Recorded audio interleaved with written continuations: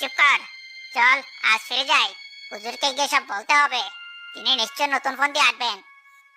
ঋতু আর শুভ ফাঁদগুলো নষ্ট করে বাড়ি ফিরে গেল। তারা তাদের বাবা মাকে সব কথা খুলে বলল। হারুন শিকদার লোকটা ভালো না।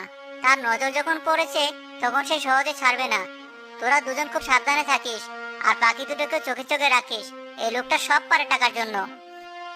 সোনারূপা আমাদের গ্রামের লক্ষ্মী। ওরা আসার পর থেকে আমাদের সবার ভালো হয়েছে। ওদের রক্ষা করার দায়িত্ব আমাদের সবার। কিন্তু আমরা কি করব?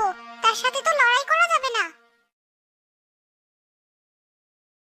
তোদের মতো অকম্মার ঢেকে দিয়ে কিচ্ছু হবে না। এবার আমি যা বলি শোন। ওই সোনার পাখিটা গান গাইতে ভালোবাসে, তাই না? ওরা খুব নরম মনের। আমরা রাতে যাব, এমন এক ধরনের ধোঁয়া তৈরি করব যা নিঃশ্বাসে গেলে পাখি দুটো অজ্ঞান হয়ে যাবে। তারপর আস্তে করে ধরে নিয়ে আসবো। কেউ টেরই পাবে না। দারুণ বুদ্ধি হুজুর, এটা কেউ ধরতে পারবে না। তো আমার কিন্তু কাশির সমস্যা আছে হুজুর। যা বলছি তাই কর। এবার যদি ব্যর্থ হস তাহলে তোদের চাকরি থাকবে না।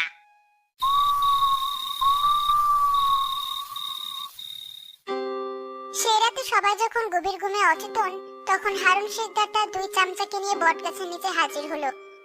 তবে শুভ আর ঋতু সেদিন জেগে থাকায় সবকিছু দেখতে পেল।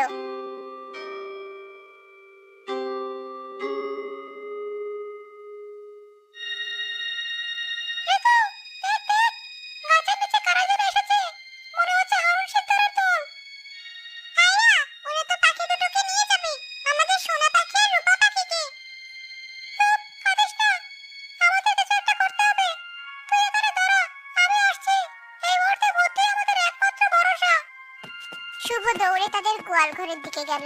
সেখানে কয়েকটা বড় বড় মৌমাছির চাক ছিল।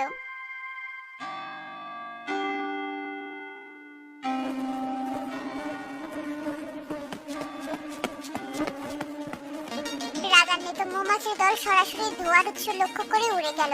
হারুন শিকদার আর তার চামচারা কিছু বুঝে ওঠার আগেই মৌমাছির জাল তাদের ঘিরে ধরলো। বাবারে মারে, কোথা থেকে এলো এত মৌমাছি? ফুল ফুটিয়ে দিল যে।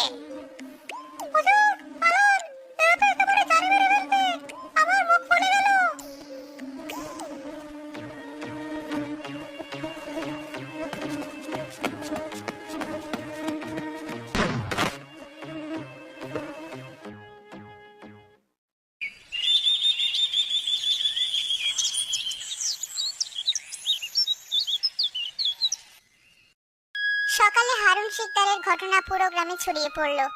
সবাই শুনে খুব হাসাহাসি করলো।